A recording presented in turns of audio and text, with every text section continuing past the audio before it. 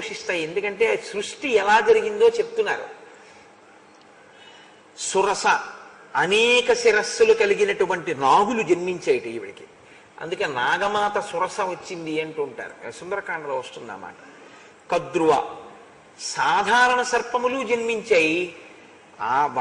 వాటితో పాటు 1000 పడగలు కలిగినటువంటి ఆదిశేషుడు కూడా ఆమెకి జన్మించాడు. ఆయన భూమిని మోస్తుంటాడు. రామా, ఇది సృష్టి క్రమం, ఇలా పుట్టే ఇవన్నీ. అందులో మేము అరుణుని యొక్క కుమారులం. సంపాతి జటాయువు. సంపాతి నా అన్నగారు, జటాయువు నేను తమ్ముణ్ణి. నేను మీ నాన్నగారు అయినటువంటి దశరథ మహారాజు గారి యొక్క స్నేహితుణ్ణి. నేను ఎందుకు ఇప్పుడు నీ దగ్గరికి వచ్చానో తెలుసా?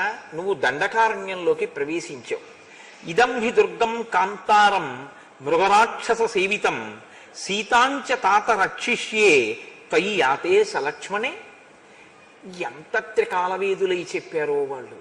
ఆయన ఎంత గొప్ప మాట. ఇప్పటి వరకు మీరు రామాయణాన్ని చూస్తే రాముడు ఎప్పుడూ సీతమ్మ దగ్గర లక్ష్మణుణ్ణి ఉంచకుండా తాను వెళ్ళడం. ఒకవేళ లక్ష్మణుడు వెడితే రాముడు ఉంటాడు. సీతమ్మ పక్కన రాముడో లక్ష్మణుడో లేకుండా సీతమ్మ ఒక్కతే ఉండడం అన్నది లేనే లేదు.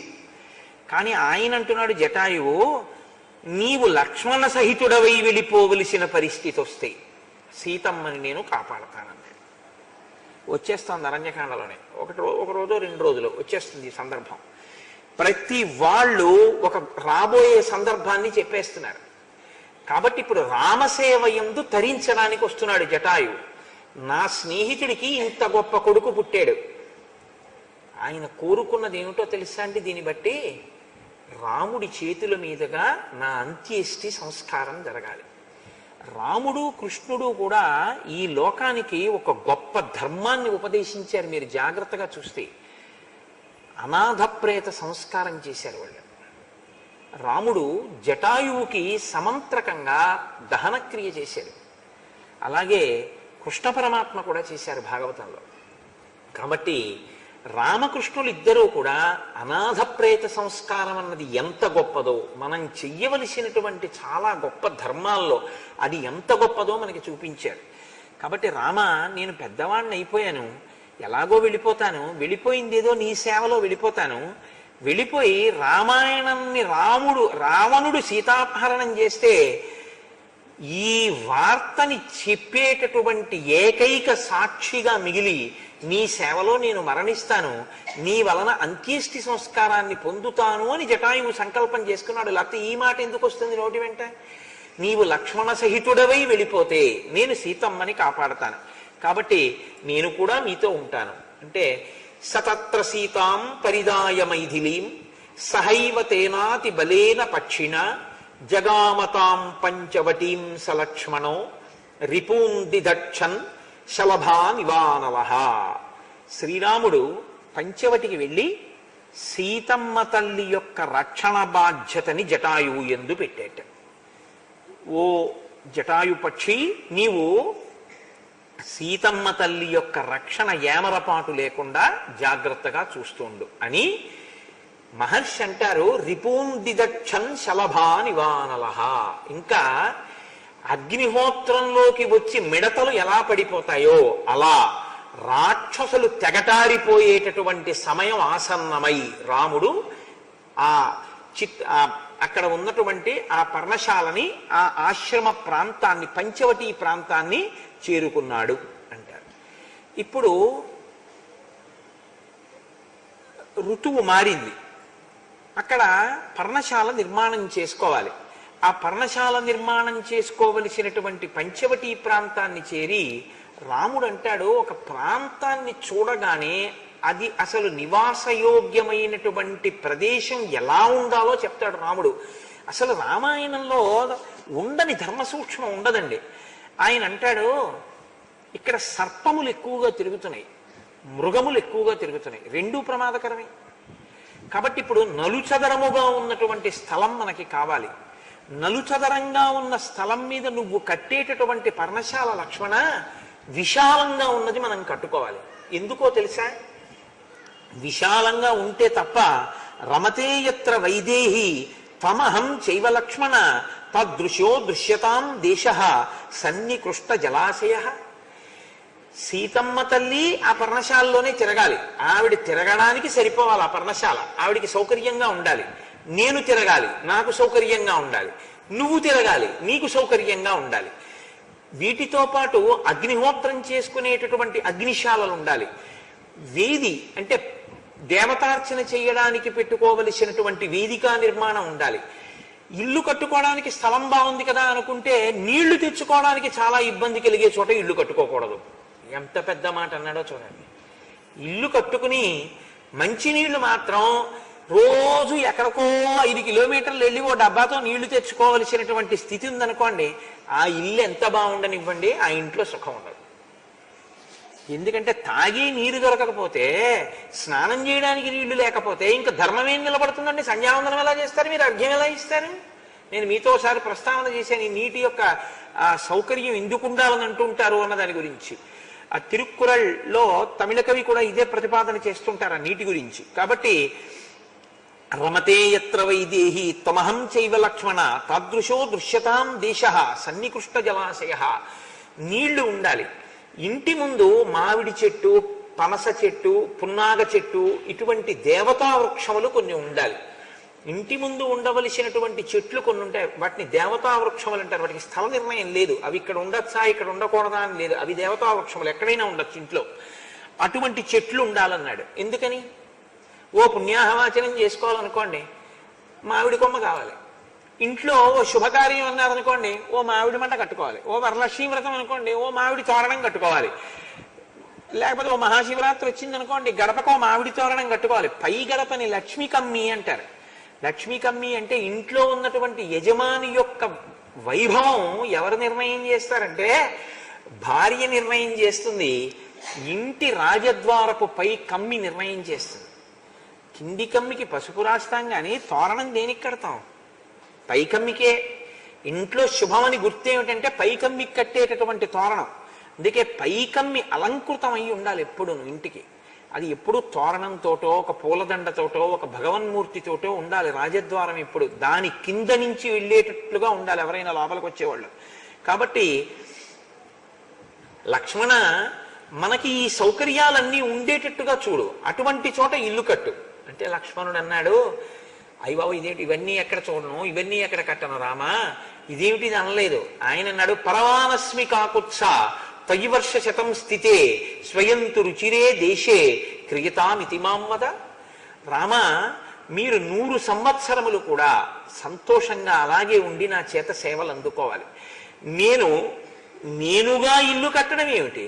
నేను ఎప్పుడూ నీ సేవకుడను. నీకు నచ్చిన ప్రదేశాన్ని చూపించి ఇలా కట్టు అని నువ్వు చెప్తే నీ సంకల్పము ఆ ఇల్లుగా వస్తుంది.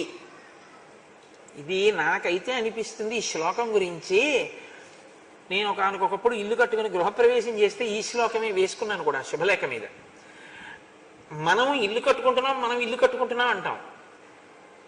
ఈశ్వర, నువ్వు నాకు ఈ స్థలాన్ని చూపించి ఒక ఇల్లు అనేటటువంటిది ఇక్కడ కట్టించి సంకల్పంలో స్వగృహే అని చెప్పుకునేటటువంటి అదృష్టాన్ని నాకు కల్పిస్తున్నావు. కానీ ఈ స్థలము, ఈ ఇల్లు నీవైనవి సేవకుడనైన నా చేత కట్టించి వీడు కట్టాడన్న కీర్తిని నాకు ఇప్పిస్తున్నావు.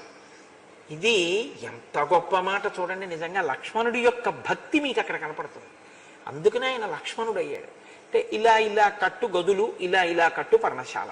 వెంటనే ఆయన ఆ గుణపం పట్టుకుని అదంతా గోతులు తీశాడు, వెదురు బొంగులు తీసుకొచ్చాడు, వెదురు బొంగులన్నీ నాటాడు, వెదురు బొంగులు అడ్డంగా కట్టాడు, తాళ్లతో బిగించాడు, దాని మీద పర్ణములు, జమ్మి ఆకులు, ఇలా చల్లగా ఉండేటటువంటి ఆకులన్నీ పెట్టాడు. దాని మీద పెద్ద ఆకులు వేశాడు. గోడలు మట్టితో మెత్తాడు. మట్టితో మెత్తినటువంటి గోడలతోటి చల్లగా ఉండేటట్టుగా ఇల్లు కట్టాడు. ఎందుకంటే భూమిని కాల్చి కట్టుకోవడం అన్నది మనకి సనాతన ధర్మంలో లేదు. భూమిని కాల్చకూడదు. భూమిని కాల్చి ఇటక తయారు చేసి కట్టమని శాస్త్రంలో లేదు. అలా కట్టుకోకూడదు, భూమి పట్ల దోషం అవుతుంది. అందుకే పూర్వం ఇళ్ళన్నీ మట్టితో అలుక్కోవడం, దాని మీద పేడతో అలుక్కోవడం, చక్కగా ముగ్గులు పెట్టుకోవడం, అలా ఉండేవి పూర్వం. ఇప్పుడు అసలు చూద్దామన్నా ఎక్కడా కనపట్టలేదు. అంతవరకు ఎందుకు, తపస్సు చేసేవాళ్ళు కూడా అలాంటి ఇళ్లలో ఉండట్లేదు. అటువంటి పర్ణశాల మీకు తపస్సు చేసేవాళ్ళు కూడా ఉంటున్నారా అంటే, తపస్సు చేసేవాళ్ళు అలా ఉండేటటువంటి ప్రదేశాలు కూడా కనపడడం తక్కువ. శృంగేరిలో ఒకప్పుడు మహానుభావులు తపస్సు చేయడం కోసమని తుంగానదిని దాటి అవతల వైపుకి వెళ్ళిపోయి అటువంటి పర్ణశాలలు కట్టుకుని అందులో తపస్సు చేశారు. కంచికామకోటి పీఠాధిపతులు చంద్రశేఖరేంద్ర సరస్వతి స్వామి ఎప్పుడు ఎక్కడ ఉన్నా ఇలాగే తాటాకులతోటే ఒక ఆచ్ఛాదన వేయించుకుని మట్టితో ఉన్న ప్రదేశంలోనే ఆయన ఉండి తపస్సు చేసేవారు, మౌనంలో ఉండి. మహాత్ములు ఉన్నారు, లేరని నేను అంటలేదు, ఇప్పటికీ ఉన్నారు. పెద్దలు మహానుభావులు అనుష్ఠించేటటువంటి వారు ఉన్నారు. కాబట్టి ఇప్పుడు ఆ పర్ణశాల నిర్మాణం పూర్తయింది. పూర్తయిన తర్వాత ఆయన పరిగెత్తుకుంటూ గబగబా ఆ గోదావరి నది ఒడ్డుకు వెళ్ళాడు. వెళ్ళి అక్కడి నుంచి పువ్వులు మొదలైనటువంటివన్నీ పట్టుకొచ్చాడు. సమీకృత తలాం రమ్యాం చకార లఘువిక్రమ నివాసం రాఘవస్యార్థే ప్రేక్షణీయమనుత్తమం. రాఘవుని కొరకు కట్టాడు ఆ ఇల్లు. తను రాఘవుడి సేవ కొరకు అక్కడ ఉన్నాడు. ఆ ఇల్లు తన కొరకు కాదు. పూర్తి చేసి సగత్వా లక్ష్మణ శ్రీమాన్ నదీం గోదావరీం తదా స్నాత్వా పద్మాని చాదాయ సఫల పునరాగత. గోదావరిలో స్నానం చేసి పువ్వులు మొదలైనవన్నీ పట్టుకొచ్చి వాస్తు పూజ చేస్తాడు. మొన్న నన్నాడుగా, ఎవరైతే చిరకాలము ఉండాలనుకుంటున్నారో, ఆయురారోగ్యములు కలగాలి అనుకుంటున్నారో అటువంటి వారు వాస్తు పూజ చెయ్యకుండా గృహప్రవేశం చెయ్యకూడదు. కాబట్టి వాస్తు పూజ చేస్తాను ఏంటి, అలా చేస్తే చిరజీవిన అన్నాడు కదా అయోధ్యకాండలో, చాలా కాలం బ్రతికుంటారు ఆ ఇంట్లోకి వెళ్ళిన వాళ్ళని. కాబట్టి తత పుష్పబలిం కృత్వా శాంతించ యథావిధి దర్శయామాస రామాయ తదాశ్రమ పదం కృతం. అక్కడ రాముడు ఆ లక్ష్మణుడు తీసుకొచ్చినటువంటి గోదావరి జలాలతోటి, పుష్పాలతోటి, ఫలాలతోటి శాంతి కార్యాన్ని పూర్తి చేసి, వాస్తు పూజ పూర్తి చేసి చక్కగా రాముడు సీతాసహితుడై ఆ పర్ణశాలలో ప్రవేశించి సంతోషంగా ఉంటూ లోపలికి వెళ్ళగానే లక్ష్మణుణ్ణి పిలిచి ఒక మాట అన్నాడు. భావజ్ఞేన కృతజ్ఞేన ధర్మజ్ఞేన చ లక్ష్మణ త్వయా పుత్రేణ ధర్మాత్మా న సంవృత్త పితామమ. లక్ష్మణ, నాకు తండ్రి మరణించలేదో, నీ రూపంలో నాకు తండ్రి ఉన్నాడు. తండ్రి కొడుకు గురించి ఆలోచించేది ఎప్పుడు ఎలా ఉంటుందంటే, నా కొడుక్కో ఇల్లు ఉండాలి, నా కొడుకు వృద్ధిలోకి రావాలి, నా కొడుకు ఒక మంచి అనురూపయ్యి అనువర్తించేటటువంటి ఒక భార్య ఉండాలి, నా కొడుకు వృద్ధిలోకి రావాలి, వాడి ద్రవ్యం వాడు బాగా ఉంచుకోవాలి, నేను వాడికి ఇంకా ఏమి ఇవ్వగలను, నేను వాడికి ఏం ఉపకారం చేయగలను. తండ్రి ఆలోచన అలా ఉంటుంది. కొడుక్కి ఏవి కల్పించగలను సుఖస్థానములను చూస్తూ ఉంటాడు. నేను నీకేం చేశాను పెద్ద కొడుకుని? అన్నగారు తండ్రి లేకపోతే అన్నగారు, అన్నగారే తండ్రి. నేనేం చేశాను లక్ష్మణ నీకు? నే చేసింది ఏమీ లేదు. నువ్వో 14 ఏళ్లు వదిన కట్టుకోవడానికి కావలసినటువంటి బట్టలు నగలు కూడా కావిళ్లలో వేసుకుని మోసుకురావడమే కాకుండా, నేను ఇలా ఇల్లుంటే బాగుంటుంది అంటే నువ్వు ఒక్కడవే ఇంత గొప్ప పర్ణశాల నిర్మించావు. కాబట్టి భావజ్ఞేన, నేను ఒక్క మాట చెప్తే నా భావం ఎరిగి చేస్తావు. ఇది ఇలా ఇలా ఉండాలి, ఇలా ఉండాలి, రేపు ఇలా క్రతువు జరగాలి అంటే మా గోపాలకృష్ణ గారు తెల్లవారేటప్పటికి అలా చేసేస్తారు అయ్యప్ప స్వామి ఊళ్ళో. భావజ్ఞేన, భావం ఎరిగి చేయడం. కృతజ్ఞేన, కార్యం తెలిసి చేయడం. మీరు ఇది బాగా పట్టుకోవాలి. భావం తెలిసి చేయడం వేరు, కార్యం తెలిసి చేయడం వేరు. కార్యం తెలిసి చేయడం, భావం తెలిసి చేయడం అన్న మాటలు రెండింటికి అర్థం ఏమిటో తెలుసా అండి? మాకు ఒక ఆఫీసర్ గారు ఉండేవారు, ఆయన చమత్కారమైన మాట అనేవాడు, you break the rule and justify it అనేవాడు. Don't say you have committed this wrong because you have to follow the rule. If necessary you break the rule and justify it. I'm here to ratify it అనేవాడు. ఎంత పెద్ద మాట అనిపించేది నాకు. రామాయణ హృదయం అది. Rule అలా ఉంది కదండి, అందుకని నేనేం చేయలేకపోయాను, ఇలాగే చేశానని చెప్పకు. సంస్థకి లాభం కల్పించడం కోసం రూల్ని బద్దలగొట్టి అవసరమైతే నువ్వు ఆ నియమాన్ని అతిక్రమించి సంస్థకి నువ్వు ఉపకారం చేయి, నువ్వు చేసిన పనిని ఆమోదించాను అని రాయడానికి నేనున్నాననేవాడు. భావజ్ఞేన కృతజ్ఞేన, నా భావం తెలిసి చేయడం. నేను ఇక్కడ పెట్టండి అన్నాను అనుకోండి, ఏదో ఇక్కడ పెడితే గురువుగారు ఇలా అన్నారు కానీ ఇక్కడ పెడితే ఇబ్బంది వస్తుంది, కాబట్టి గురువుగారు ఇక్కడ పెట్టడం కన్నా ఇక్కడ పెడితే బాగుంటుందేమో, ఇలా పెడదామా గురువుగారు, మీరు ఆలోచించండి అని గురువుగారు నొచ్చుకోకుండా అందంగా అడగగలిగినటువంటి ప్రజ్ఞ. భావజ్ఞేన కృతజ్ఞేన ధర్మజ్ఞేన. ఎందుకు అలా చేయాలి? అంటే ధర్మం ఆయన అనువర్తించడం, ఆయన చెప్పిన పని చేయడమే తను తరించడానికి కారణం. ధర్మజ్ఞేన చ లక్ష్మణ, లక్ష్మణ నువ్వు ఇటువంటి వాడివోయ్, ఎంత అదృష్టం నాకు నీలాంటి వాడు తమ్ముడవడం. తయా పుత్రేణ ధర్మాత్మ న సంవృత్త పితామమ, నాకు తండ్రి లేడనెవరన్నారు? నాకు తండ్రి లేకపోవడం లేదు, నీకు లేడేమో తండ్రి, నేను నీకు అలా ఏమీ చేసి పెట్టట్లేదేమో, కానీ తండ్రి ఉంటే కొడుక్కి ఎలా చేస్తాడో అలా నువ్వు నాకు చేస్తున్నావు లక్ష్మణ. కాబట్టి ఎంత గొప్పవాడవా, ఈ మాట చాలదండి. ఇది లక్ష్మణుడి యొక్క లక్ష్మి. ఇది ఒక గురువుని అనువర్తించేటటువంటి శిష్యుడు ఇవి నేర్చుకోవాలి. ఈ శ్లోకం ప్రాణప్రదమైన శ్లోకం. అరణ్యకాండలో మనుష్యుడు చాలా గట్టిగా పట్టుకుని తన జీవితాన్ని దిద్దుకోవడం ఎలాగా అన్నదానికి ఈ 3 మాటలు బాగా నేర్చుకోవాలి. భావజ్ఞేన, కృతజ్ఞేన, ధర్మజ్ఞేన. ఇది చేస్తున్నాను కాబట్టి నాకు ఈ కీర్తి రావాలి. గురువు గారు చెప్పిన మాట ఆయన చేస్తుంటాడు, అదే నేను ఇన్ని చేశాను కాబట్టి నాకు ఇదేదో ఈ కీర్తికారకం కావాలి, నా మొహం కనపడాలి, నేనే 10 మందిలోకి తెలుస్తుండాలి. అది కాదు. ఎందుకు చేశావు? గురువు గారు చెప్పారు కాబట్టి చెయ్యకుండా ఉండలేక చేసావు. అది నీ ధర్మం కాబట్టి. కాఫీ ఎందుకు తాగావు? తాగకుండా ఉండలేక తాగావు. పేపర్ ఎందుకు చదివావు? చదవకుండా ఉండలేక చదివావు. పేపర్ అంతా చదివి దిక్కుమాల పేపర్ ఏమీ న్యూస్ లేదని అసలు పారేసావు. మరి ఎందుకు చదివావు? అంటే చదవకుండా ఉండలేక చదివావు. కాఫీ తాగి ఏమిటోనండి ఈ అలవాటు నుంచి బయటపడలేకపోతున్నానంటావు. మరి కాఫీ ఎందుకు తాగావు? తాగకుండా ఉండలేక తాగావు. మరి గురువు గారికి ఎందుకు సేవ చేస్తున్నావు? ఫోటోలో పడ్డానికి కాదు, పేపర్లో పడ్డానికి కాదు. గురువు గారిని అనువర్తించకుండా ఉండలేక అనువర్తించాలి. ఇది ఉండవలసిన ధర్మం. ఇలా ఉండాలి భగవంతుడి దగ్గర, గురువు దగ్గర. ఇలా ఉన్నవాడెవడో వాడిది ధర్మం, అంతే తప్ప దానికి టౌకేసుకోవడం కోసం అని చెప్పి చేసేటటువంటిది ఎప్పుడూ కూడా అది పెద్ద విశేషం కాదు. అసలు అలాంటి దానికి సన్మానాలు సత్కారాలు చేయించుకోవడం అనేటటువంటిది చాలా దారుణమైనటువంటి విషయం. ఈయన వాళ్ళ అమ్మగారిని బాగా చూస్తున్నారండి అందుకని సన్మానం చేస్తున్నాం అంటే ఎవడైనా ఒప్పుకున్నాడు అనుకోండి, అంతకన్నా దారుణం ఇంకోటి ఉండదు. అమ్మగారిని బాగా చూస్తే సత్కారం ఏంటండి? అది నా ధర్మం అండి, దానికి నాకు సత్కారం ఏంటండి అనగలగాలి. అంతేగాని అమ్మగారిని బాగా చూసిన వాళ్ళకి సత్కారం చేస్తామన్నారు అనుకోండి, మన పేరు ఇవ్వకూడదు గబుక్కుని. అది అంటే నేను ఒక ఉదాహరణ చెప్తే మీరు పట్టుకోగలుగుతారని ఒక తేలిక ఉదాహరణ చెప్పాను. లోకంలో ఇలాంటివి కూడా ఉన్నాయి. మీరు ఎందుకు చెప్పారు ఈ ఉదాహరణ అనుకుంటారేమో. నేను పేరు చెప్తే బాగుండదని చెప్పట్లేదు. ఇలాంటి వాళ్ళు కూడా, ఇలాంటి సమాజాలు కూడా కొన్ని ఉన్నాయి తెలుసా అండి. నాకు ఫోన్లు వస్తుంటాయి, నేను చాలా ఆశ్చర్యపోతుంటాను. వీళ్ళు రామాయణం ఎప్పుడు చదువుతారు రా అనుకుంటుంటాను నేను. కాబట్టి ఇప్పుడు వాళ్ళు సంతోషంగా ఆ పంచవటిలో నిర్మించుకున్న ఆశ్రమంలో ఉన్నారు. ఉన్న తర్వాత హేమంత ఋతువు ప్రవేశించింది. మార్గశీర్షము, పుష్యము, హేమంత ఋతువు విశేషంగా మంచు కురుస్తుంది. ఋతువుని వర్ణించడం చాలా మంది కవులు చేశారు. ఋతువుల్ని వర్ణించినటువంటి కవులు లేరు లోకంలో. కానీ వాల్మీకి మహర్షి ఋతువుని వర్ణించడంలో ఒక పెద్ద చమత్కారం ఉంటుంది. ఏమిటో తెలుసా అండి?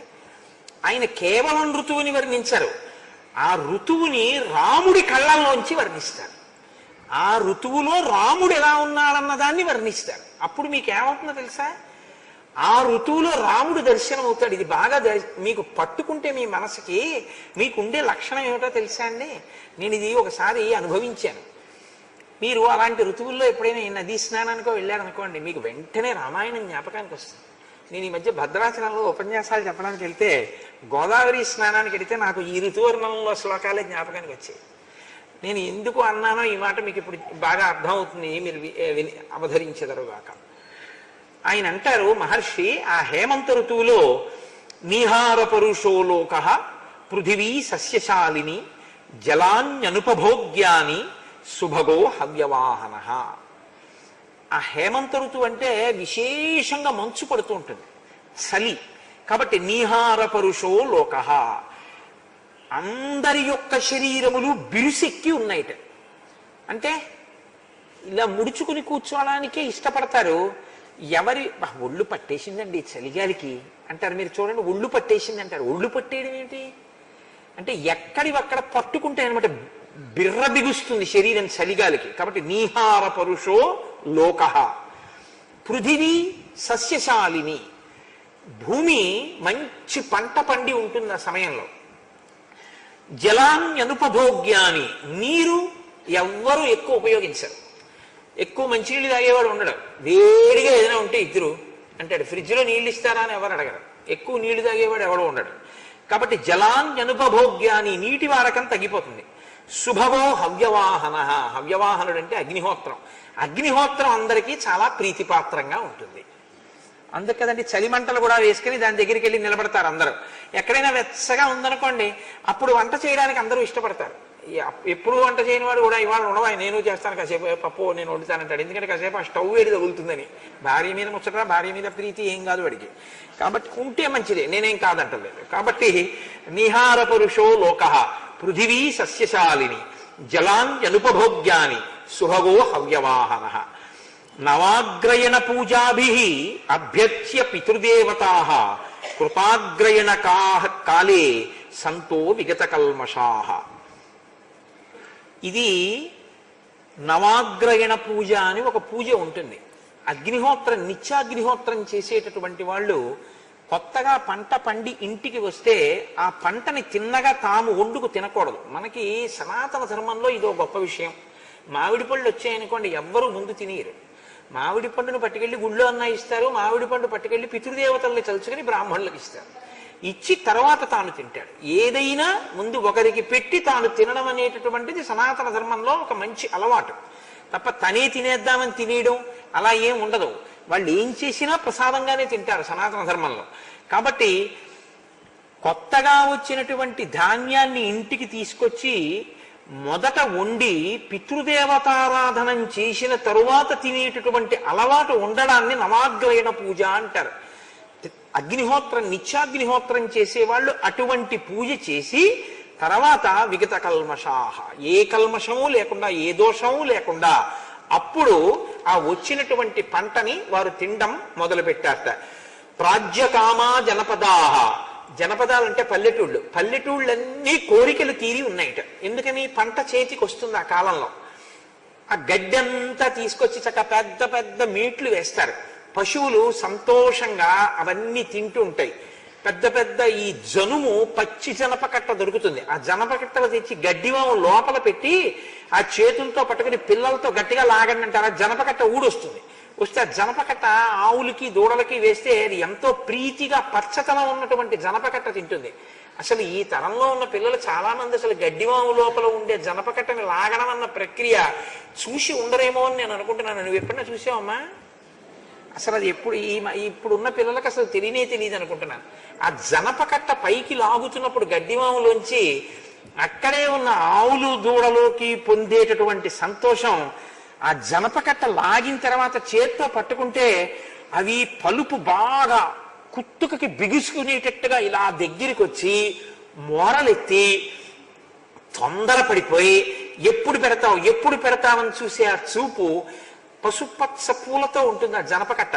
దాన్ని తీసుకెళ్లి ఆ నూగు ఒంటికి తగిలితే దురద పెడుతుంది కూడా. అది తీసుకెళ్లి ఆ గడ్డి మీద వేస్తే సంతోషంగా ఆవు ఆ పుల్లల్ని ఇలా విరిగేటట్టుగా నోట్లోకి నవ్వులతో తింటుంటే, ఆ నోటి వెంట నురగలు కారుతుంటే అది ఎంత సంతోషంగా చూస్తుందో ఆ జనపకట్ట వేసిన వాళ్ళ వంక. కాబట్టి ప్రాజ్యకామా జనపదాః, పల్లెటూళ్ళు అంటే ఉట్టి ఊళ్ళని కాదు. ఊరు అంటే శం చతుష్పదే శం ద్విపదే అని సనాతన ధర్మం. ఎప్పుడూ మనుషులు బాగుండాలని కోరుకోరు, 4 కాళ్ళున్నవి కూడా సంతోషంగా ఉండాలి. కాబట్టి ఆవులు, దూడలు, పశువులు, మనుష్యులు అందరూ సంతోషంగా ఉన్నారట. ఇంత పచ్చిగడ్డి ఈ జనపకట్టలు ఇవన్నీ బాగా దొరుకుతాయేమో, ఆవులు ఇవన్నీ తిని బాగా పాలిస్తున్నాయిట. సంపన్న తరగోరసాహ, ఆవుల పాలు సమృద్ధిగా దొరుకుతున్నాయిట. ఆవుల పాలు సమృద్ధిగా దొరికితే ఏమవుతుంది అంటే, నాతో ఒక వేదం చెప్పే గురువుగారు ఒక ఆయన, ఒక మహానుభావుడు, ఆయన చాలా బాగా నేర్పారు శిష్యుడికి వేదం. ఆయన ఒకసారి నాతో అన్నారు, వీడికి ఇంత కష్టపడి ఎందుకు నేర్పానో తెలుసా కోటేశ్వరారి వేదం? వీడిని సైకిల్ మీద కూర్చోబెట్టుకుని నేను ఆయాస పడుతున్నప్పుడు నా ఊపిరి వాడికి తగిలేటట్టుగా తీసుకెళ్ళి పచ్చి గంగ ముట్టుకోకుండా వీడికి సూర్య నమస్కారాలు నేర్పాను. ఎవరో కాదు, మొన్న ఇక్కడ పూజలు చేయించిన సుబ్రహ్మణ్య శర్మ గారికి వారి గురువు గారు కృష్ణావధానులు గారు నేర్పారు. ఎందుకు నేర్పానో తెలుసా వీడికి ఇవన్నీ? ఓసారి పల్లెటూరు వెళ్ళాం వీడి చిన్నతనంలో పూజ చేయించడానికి. వాళ్ళు, అయ్యా మీరు విడిదిలో భోజనంలో వేసుకోండి అని ఇంత ఆవు నీతి సీసా పట్టుకొచ్చి ఇచ్చారు. వీడన్నాడు చిన్నతనంలో, గురువుగారు ఇంత ఆవు నెయ్యి దొరికితే హోమం చేయడానికి బాగుంటుంది కదండి అన్నాడు. వీడికి ఇటువంటి బుద్ధి ఉందని మంత్రభాగం నేర్పానండి అన్నాడు. ఎంత గొప్ప మాట చూడండి. నిజంగా ఒక శిష్యుడికి నేర్పడానికి ఆయన తీసుకున్న ప్రమాణానికి నేను ఎంత సంతోషించానో నిజంగా. కాబట్టి సంపన్నతరగోరసాహ, ఆ ఆవులు సమృద్ధిగా పాలు పెరుగు అన్ని దొరుకుతున్నాయి. ఆవుల వలన పాలు దొరికితే అన్ని దొరికినట్టే. విచరంతి మహీపాల యాత్రాస్థా విజిగీషవ, జైత్రయాత్ర చెయ్యడం కోసం రాజులందరూ కూడా ఆ ఋతువు చాలా అనుకూలంగా ఉంటుంది అని బయలుదేరుతున్నారు. ప్రకృత్యా హిమకోశాఢ్యో దూర సూర్యశ్చ సాంప్రతం యథార్థనామా సువ్యక్తం హిమవాన్ హిమవాంగిరి. సూర్యుడు బాగా దూరంగా జరిగి ఉంటాడు కాబట్టి హేమంత ఋతువులో హిమాలయ పర్వతములు కరిగి చుక్క నీటిని విడిచిపెట్టడం కూడా మానేసి గట్టిగా గడ్డకట్టేట. ఇప్పుడు వాటికి హిమాలయములు అన్న పేరు సార్థకమైంది ఆ ఋతువు వల్ల. మిగిలిన ఋతువుల్లో ఉన్నా నీరు కారిపోతూ ఉంటుంది, కరిగిపోతూ ఉంటాయి. కానీ ఆ ఋతువులో మాత్రం హిమాలయాలంటే గడ్డ కట్టి ఉంటాయి కాబట్టి ఆ ఋతువులో ఆ పర్వతాలకి, ఆ పర్వతాల పేరుకి శోభనివ్వడానికి ఆ ఋతువు బాగా పనికొచ్చింది అన్నారు మహర్షి. అంటే ఎంత చలిగా ఉంటుంది మీరు ఆలోచించండి. అత్యంత సుఖ సంచార మధ్యాగ్నే స్పర్శత సుఖాః దివసాః శుభగాదిత్యాః ఛాయా సలిల దుర్భగాః. ఆయన అంటారు అత్యంత సుఖ సంచారాః. తిరగడం అంటే బయట తిరగడం అనేటటువంటిది చాలా సంతోషంగా ఉంది. ఎప్పుడు ఉదయం వేళ సాయంకాలం వేళ కాదు. ఇప్పుడు ఈ ఋతువు ఉందనుకోండి, తెల్లవారుజామున బయలుదేరేటటువంటి ట్రైన్స్కి టికెట్లు దొరకవు. గుంటూరులో తెల్లవారకట 5 గంటలకు ఎక్కితే కాకినాడ 9 అయ్యేప్పటికి వెళ్ళిపోతారండి అన్నారు అనుకోండి, ఆ ట్రైన్కి టికెట్లు దొరకవు. ఎందుకంటే చల్లపాటి వేళ వెళ్ళిపోతామండి ఎండెక్కకుండా అంటారు. అదే హేమంత ఋతువు అనుకోండి, అమ్మో తెల్లవారకట లేచి రైలు ఎక్కలే ఉండవు బాబోయ్, ఆ చలిగాలి ఇవి బిర్రబిగిసిపోతాం, వద్దుస్మండి. మధ్యాహ్నం 12ంటికి భోజనం చేసి బయలుదేరేది ఏదైనా ఉంటే చూడండి, మళ్ళీ సాయంకాలం మరీ చంద్రోదయం అవ్వకుండా మళ్ళీ మంకీ క్యాప్లు షట్టర్లు ఇవన్నీ ఎక్కడ పెడతాం, నేను సాయంకాలం అయ్యేప్పటికీ ఇంటికి చేరిపోతాం అంటారు. అప్పుడు మహర్షి ఎంత గొప్పగా మాట్లాడతారో. అత్యంత సుఖ సంచార మధ్యాహ్నే స్పర్శత సుఖ. ఆ సూర్యకిరణములు తనకి తగిలితే చాలట పొంగిపోతున్నట్ట మధ్యాహ్నం వేళ ప్రజలందరూ. దివసాహ శుభగాదిత్యాహ ఛాయా సలిల దుర్భగాహ. లోకులందరికీ 2 మాత్రం చాలా కష్టంగా ఉన్నాయిట. ఏమిటి? ఛాయ, ఎక్కడైనా నీడగా ఉంటే వాళ్ళు అందులోకి వెళ్ళటం లేదు. ఇప్పుడు ఇంత చలి ఎక్కువగా ఉంటుంది అక్కడ. ఛాయ సలిల, సలిలం అంటే నీళ్లు కూడా దుర్భగాహ, వాళ్ళకి చాలా కష్టంగా ఉన్నాయి. ఎందుకని? నీళ్ళప్పుడు ఎవరు పోసుకుంటారని, నీళ్లు పోసుకోరు, నీళ్ళు ఎక్కువ తెచ్చుకోరు, నీళ్ళు ఎక్కువ వాడుకోరు.